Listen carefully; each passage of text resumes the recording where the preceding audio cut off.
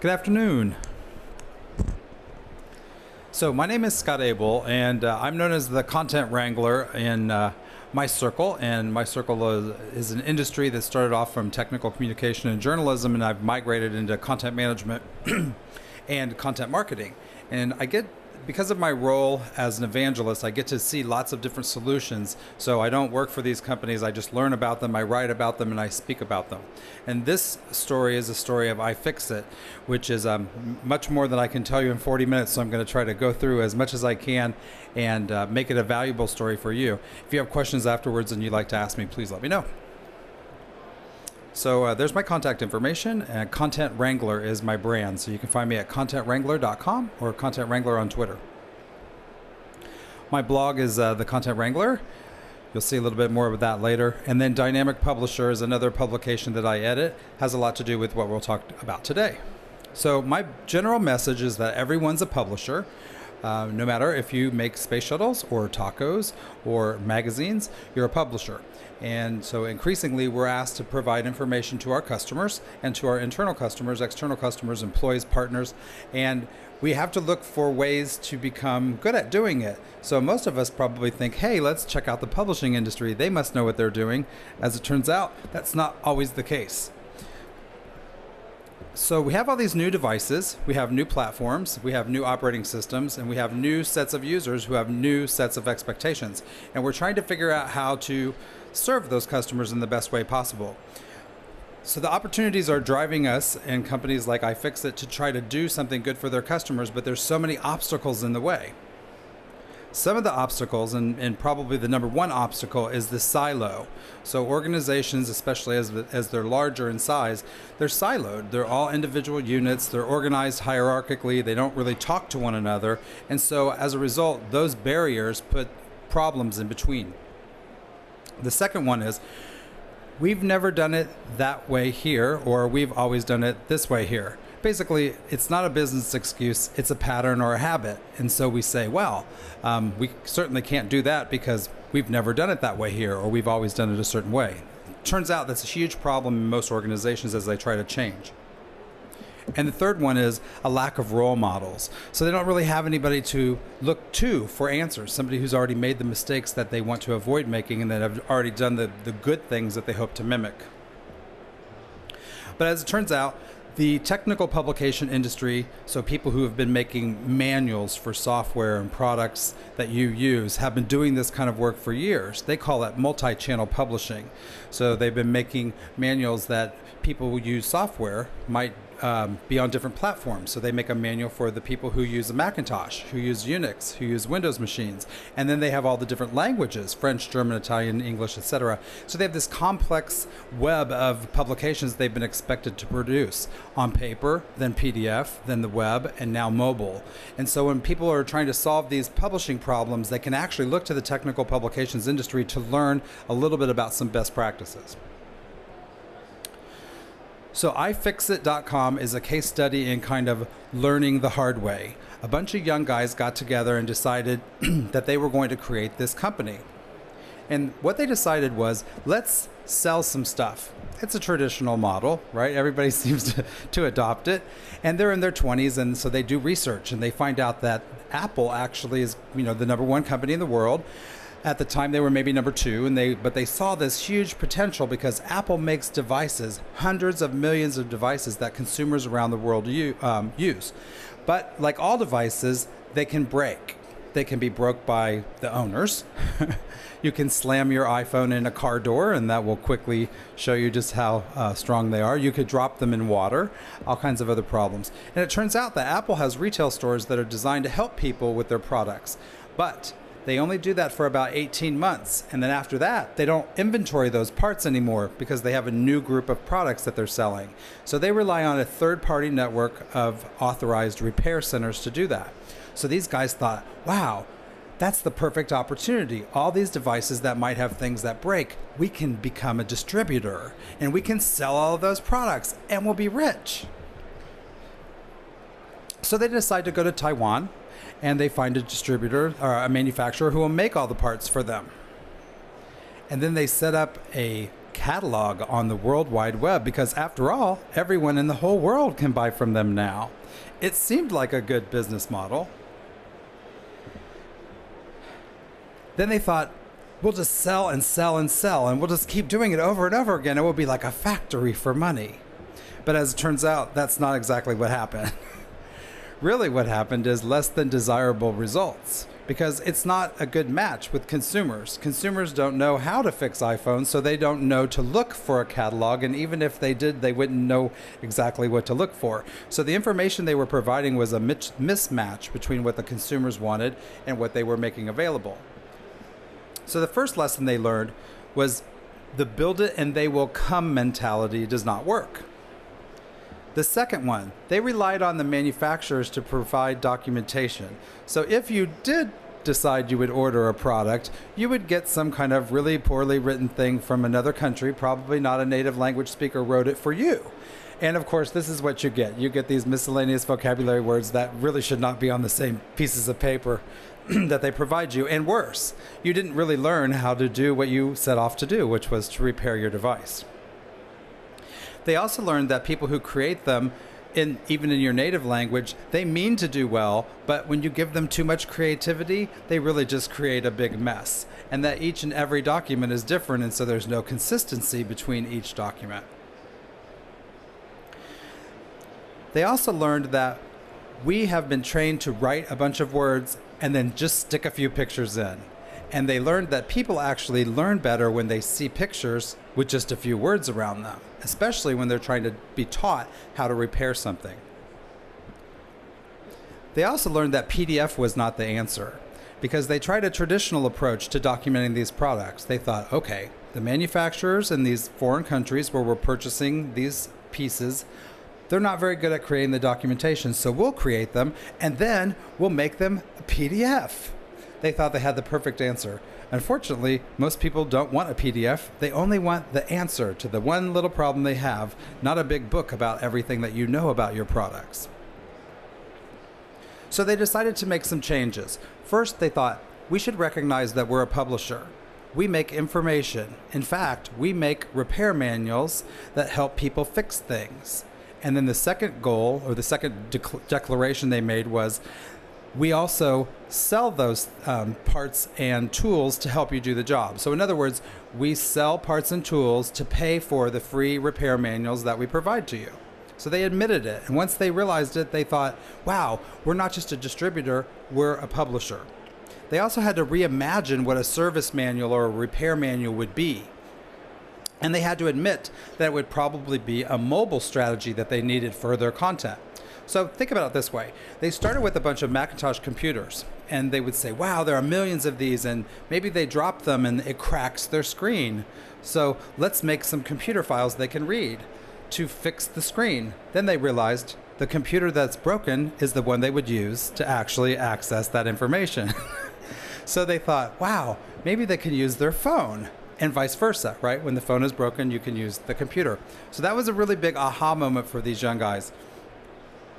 They also realized that if they could create content that was independent of the format, in other words, if content existed over here and the way that it looked existed over here, they could merge them together.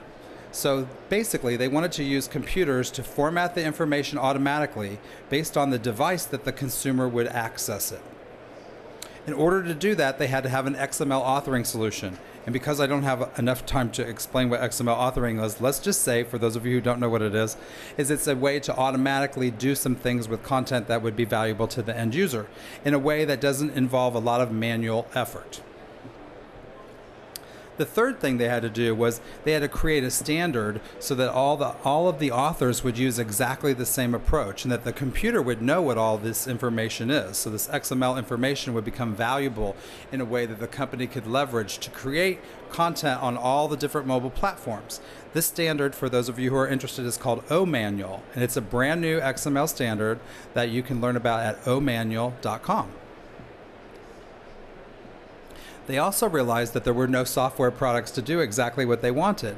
And while they would run around conferences like this and ask every vendor who would lie to them and promise we can do exactly what you want if only you pay us a certain amount of money, they realized that maybe we need to invent our own software to get started. As it turns out, they were right. They had to create their own XML markup standard and their own software because most companies had also been focused on creating products that manage lots of words with just a few pictures. So they reversed it and they created a visual management system basically for images with just a little bit of text.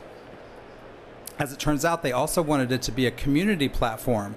They wanted the users to be able to submit the exact same content using the exact same standard. So quality might differ between what the actual user created, but the structure and the identity of the information would be the same, which would mean that the computer could move it around in exactly the same way no matter who created it. And the last thing, they wanted to leverage all the keywords that were in the content so that they could drive traffic to the website, so that if you searched for how do I fix something, how do I repair something, and you used Google or another search engine, that by default you would be brought back to their site without them having to buy a bunch of advertisements to trick the search engines into directing you there. So they wanted to have hundreds of thousands of pages worth of how-to information created by people like you and some of the people who work for them that had your vocabulary words in there because you actually created those. So people who use iPhones, people who use Sony game consoles, people who use Android tablets actually wrote those vocabulary words. Those are the same people that would be searching. So it's no longer just a bunch of marketing words, it's actually words that consumers use. As it turns out, they were right. This is a very good approach. When you search Google for a lot of these things, you will actually find iFixit as one of the first couple of hits. And even if it's not in the first one or two, it's often in that first page. So they don't have to pay Google or any search engines to get rankings. Second, they decided that their formula for success was if you had relevant content, which of course have relevant keywords in them, and you add rich media to the mix, along with very simple instructions and social sharing, which they define as the ability to give other people and share that information with them easily with one click, you can basically add all those things up and get sales. So they tested their assumption by launching the site and producing a lot of content themselves. They used the topics, all the things that they wrote were often products that broke. So iPhone screens, Android phone screens, they break a lot. So they documented all these things that break often, and then they were able to measure their success by watching the page. So for example, if I paid you $1,000 to create a page called How Do I Fix My iPhone Screen, and I paid a photographer $1,500 to take professional photographs of that, I know my expense is 2,500 pounds or $2,500, whatever the unit of measure is. If I also know that that page is the only page that I sell the tool that you open an iPhone or an Android with and the actual screen, and I know that I've made $30,000 worth of sales in the last 30 days, I know exactly how much money I've made off of every single writer, off of every single page. So my ROI, I can measure, I can see what the content is worth to me. So of course I want to do more of those things that make me the most money. It's a big paradigm shift for them, though, because they were asking people to work for them to create content that starts with an image first. And the people who they would traditionally want to hire would be technical writers who are used to writing the words first and sticking the pictures in. So it became a challenge until they realized that they could create multiple deliverables very easily. For instance, you can make a slideshow of all the different pictures in a row automatically with the software that they developed because they knew from the start that people would need to see all the photos in a row. So they thought about it from the beginning. They didn't try to manipulate an existing tool set to do something that it wasn't designed to do. Second, while PDF was not a useful format for them as the sole deliverable that they were creating, they did know that sometimes people need a PDF. So they provided the ability for people to weave all the topics together automatically about a particular device. So if you wanted to have just the PDF of how to fix an iPhone screen, you could. Or you could have the PDF of everything about that particular iPhone and make your own little manual just with one click. They also used the embed code functionality. So how many people in the room have used embed code in one way or another? Have you used embed code? So embed code allows you to grab a little piece of information that looks like a lot of computer code, which is what it is, and you can put it into a social network or a blog or someplace else, and it will display that content. So in the red circled area of the screen is the embed code. When I put it into Facebook, it displays as a listing down here on the left, corner, which is the exact same thing that is on the website. When I put it on my blog, it also displays on my blog. The great thing about this is that this topic, installing the iPhone 4 battery, if it exists on the iFixit website and something's wrong with it, and you or I or a customer recognizes it and we change it, it also changes everywhere else that it's reused automatically. So the next time somebody else accesses my website, even though I'm not connected with iFixit at all, they will actually see the most current, accurate information. Whereas if I had a PDF of last month's manual, I would have the errors in there, the things that are incorrect. So it's a great way to have dynamically delivered content that's automatically updated using embed code. This is all possible because this site and all the content is created in XML. XML is not very pretty by itself. It's also a lot of computer code. But when you have some computer code, your content marked up in computer code like XML, you can actually create automatically all kinds of different deliverables. One of them might be an iPhone app or an Android app or an iPod Touch app, or a tablet, a new device that you haven't even thought of today because maybe it's not even invented. By separating the content from its formatting, you allow the content to always exist, and the formatting exists when you need it, which means if we have a new device, we can create a new layout for how it should look. This meant that the big picture that's here that you see on the screen is in the web browser version of iFixit.com, but the small picture is the one that's available on my iPhone. And that happens automatically because the system can sense what device you're on. The iFixit site I told you earlier was also a community. It wasn't just a bunch of manuals, but also a way for people to interact with the content, because after all, they desired to sell the products. And they thought the best way to sell the products was to create a community of people that like to help one another. So maybe you only need a part to fix a vacuum cleaner or a telephone or something, and maybe you only visit once, and that satisfies you. But there are people who have different personalities and different needs, and they may hang out there and congregate together because they have certain commonalities. So as it turns out, that's exactly what happens. You can see here that there are 23,600 and some questions being asked in the last amount of time that they measure here.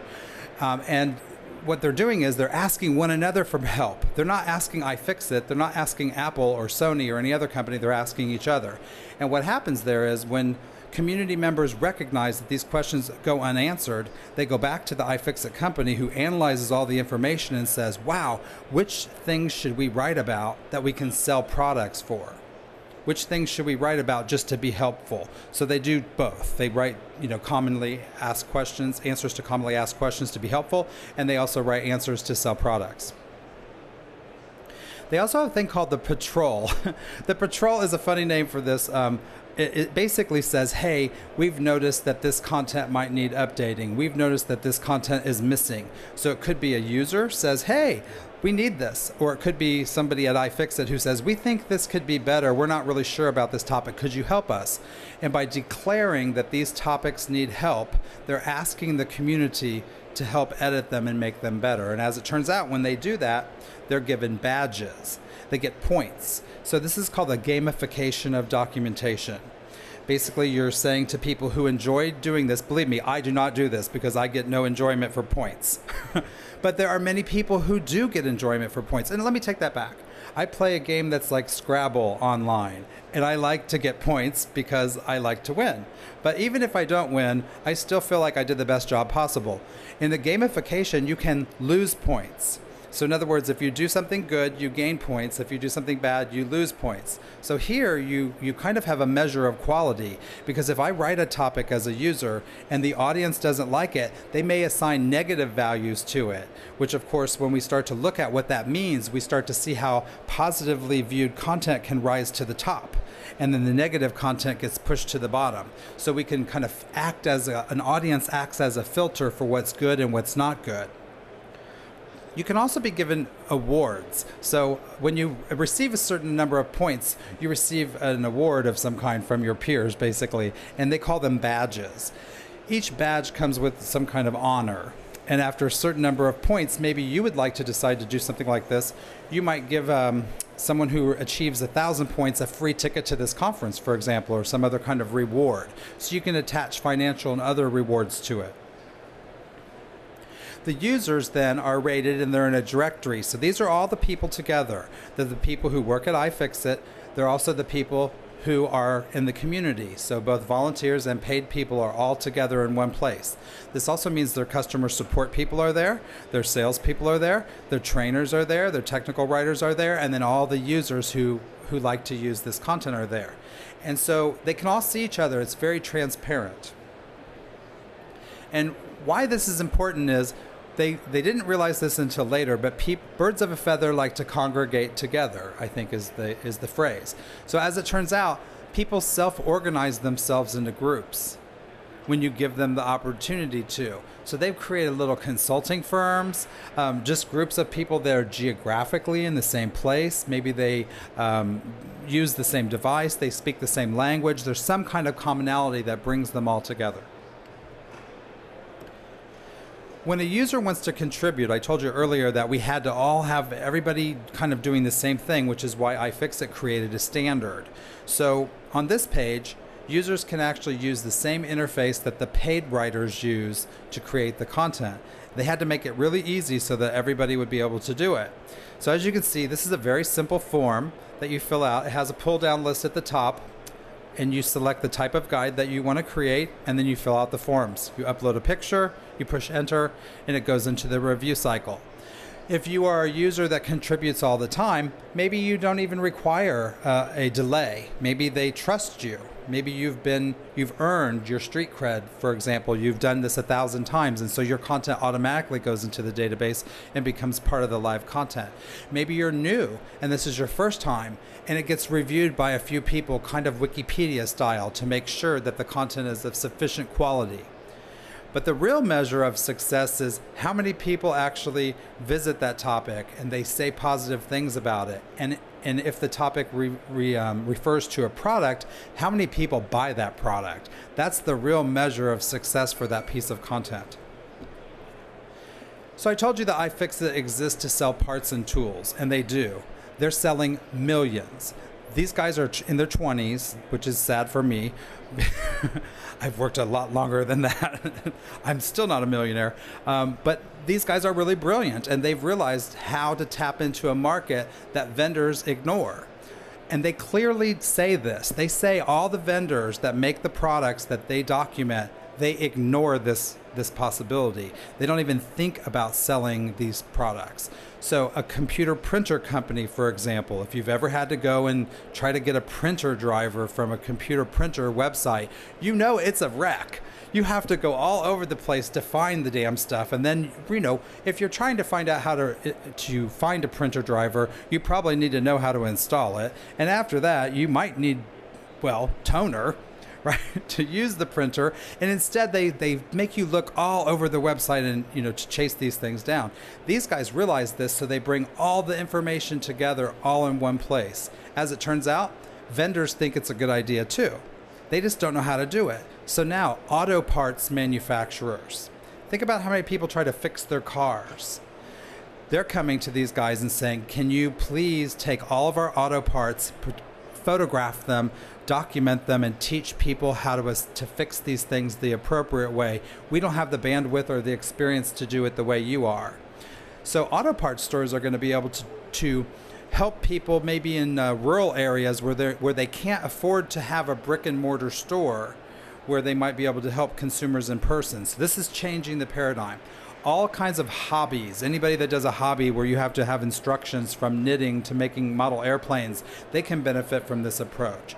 Turns out all consumer devices, anything in your kitchen, household items, washers, dryers, anything electronic also benefits from this.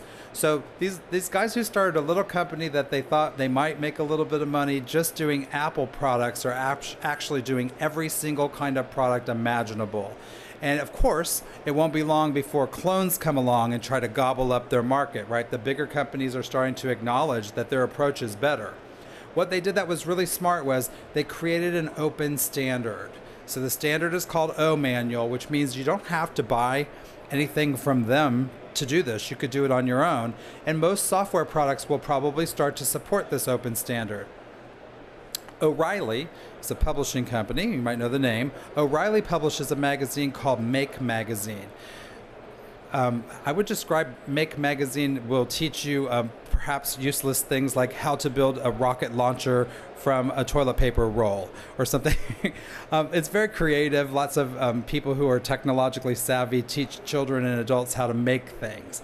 They thought that this standard was so important that it would be important for them to design their entire magazine using it. So they used to make a desktop published magazine and they totally changed it. And now users can contribute their stories to Make Magazine and actually make the magazine. And of course, all the stories are interchangeable, which means because they've used XML, all the pictures that are uploaded automatically go directly into their iPhone, their Android, their tablet versions of their publication because they started that way from scratch. They're not having to trick print publications into behaving this way. They were designed to be this way. So I think it's really important. The last thing that they've realized now is that their earlier idea about being on the web, if you recall, their first notion was to make a catalog and then they would be on the web and therefore everyone in the world would be able to see their content.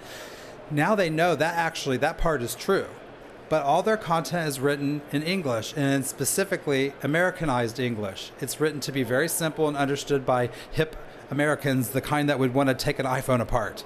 And maybe do something unusual in their house, fix a car, fix something they're not accustomed to doing. This is going to cause problems for them. So this is the one thing they never thought about. So now they're starting to realize that they don't have internationalized English. And they also don't have any Spanish for the increasingly large Spanish-speaking community that is in the United States. And they also can't serve people outside the United States, and yet Apple and Sony and all the other manufacturers of the products I've discussed earlier, they do. So there's this opportunity now where they have to decide, how are we going to prepare this content while it's still manageable, it's still small enough that we can prepare it in a way that translators can either help us professionally or voluntarily. So it'll be interesting to see where they go with this. The last thing I'll leave you with is that these guys are genuine guys. I mean, they're like really interesting and they're smart, yes, and they're good businessmen, but they give back to the community. So one of the things that they did and that they told everyone at my conference last week, I ran a conference in Palm Springs called Intelligent Content, and I closed the show with these guys. They made the audience cry, which is not usually my goal at a conference. I usually want to make people happy when they leave. But the audience was crying when they left. And that's because they took a lot of their money and they realized that all the things that are breaking in the world break because manufacturers make them out of cheap materials usually, and they're not designed to last a long time. In fact, usually the life cycle is 18 months or so in some developed nations where they want to really, they pump it up. They've got the marketing going. They want you to desire the new product. This doesn't seem like a bad thing for us because it helps us in our daily jobs and we do better at work and we get more enjoyment from our devices. But what really happens is in developed nations, we also have strict regulations for environmental concerns usually. In not so developed nations, they don't, or they look the other way, or they can't enforce them. So it's cheaper for, at least in America, it's cheaper for the recyclers to skirt the law and just ship the stuff overseas where it could be allegedly buried in a landfill in Africa somewhere. That's usually where it ends up. So these guys traveled to all those places to find out if that was the case. What they discovered was it's not that they're being buried because maybe you can't take your children to the landfill in your neighborhood like an amusement park. But in other nations, there are people who live right there, right where the trash is being buried. And they're there when the contents of our recycled items arrive. Think of all the the computer monitors that are not flat panel monitors that we used to have. They're all being shipped over there to be buried. Well, these guys and gals and their children are collecting all of these items, and they're refashioning them into other things like televisions and things that they didn't have before. This seems to be a good thing until you measure the level of chemicals in their blood. And as it turns out, many of them are being poisoned by lead and mercury. And according to a recent Greenpeace study, most of the people who live in the vicinity of these dumps will not live to be the age of 30. So there's a bad thing about all this. So these guys thought, what if we could teach people about safety? What if we could teach them how to fix things? And what if we could educate the first world nations about their impact on the world? So I thought that was kind of an interesting aside. They're making a documentary. It's called The Fixers. You should probably see it next year sometime. It's being entered into the Sundance and other film festivals. It's a very moving movie and interviews with real people around the world that they took a look at how they repair things. The one thing I'll add is the difference between people who repair things in India or China or some Southeast Asian nations and the difference between those in Africa is access to information.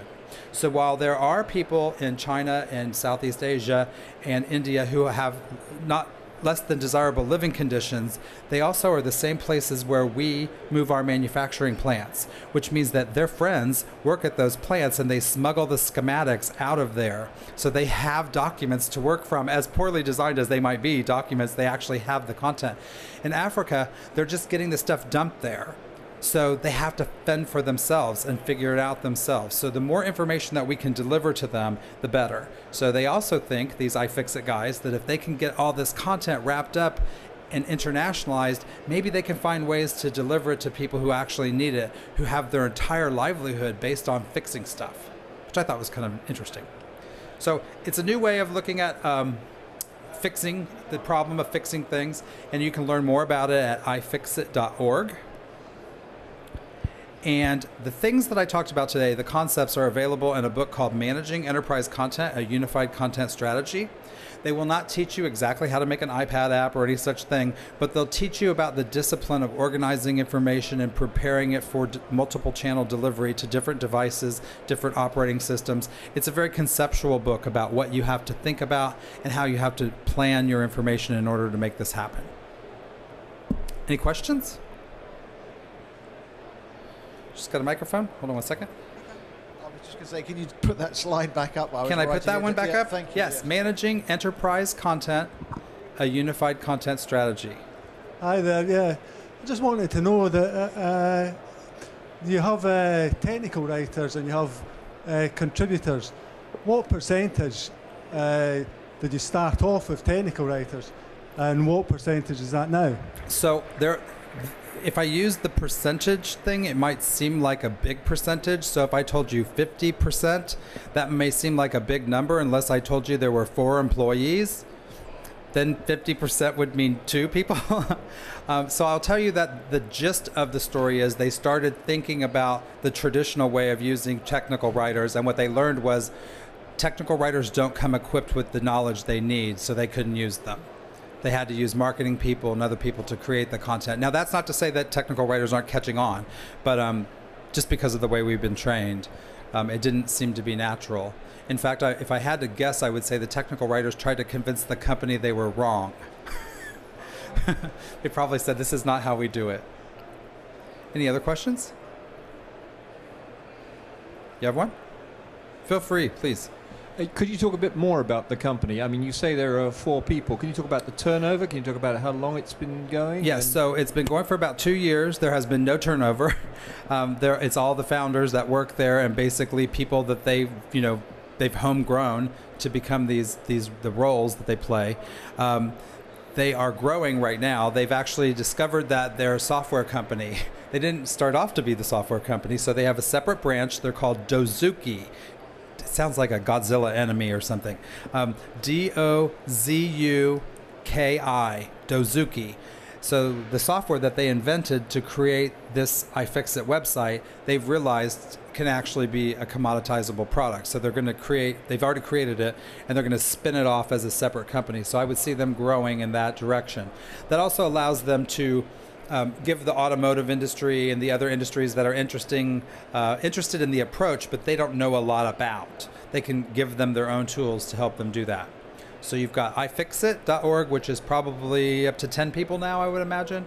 And then you have Dozuki, which will probably be a couple crossover managers from the other company, and then the new staff that they'll add as they grow.